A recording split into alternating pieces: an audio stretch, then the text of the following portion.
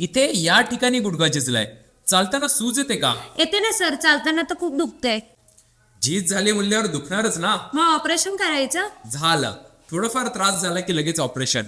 अहो, माझ्यावर जर थोडा जरी विश्वास असेल ना तर एक उपाय करून बघा. सर तुमच्यावरच पूर्ण विश्वास आहे. प्रत्येक डॉक्टरला असंच बोलत जावा. बरं ठीक आहे, चिंतामणी मॅडमसाठी 50 ग्रॅम सुरंजन श्री, 50 ग्रॅम अश्वगंधा, 50 ग्रॅम शल्यकी आणि 20 ग्रॅम सुंठ घेऊन ये. सुरंजन म्हणजे काय? सुरंजन श्रीन ही एक युनानी वनस्पती आहे. ही काश्मीरमध्ये उगवते आणि गुडघेदुखीसाठी युनानमध्ये हजारो वर्षांपासून वापरली जाते. चारही गोष्टी मिक्सरमध्ये टाकून त्यांचं बारीक चूर्ण बनवा.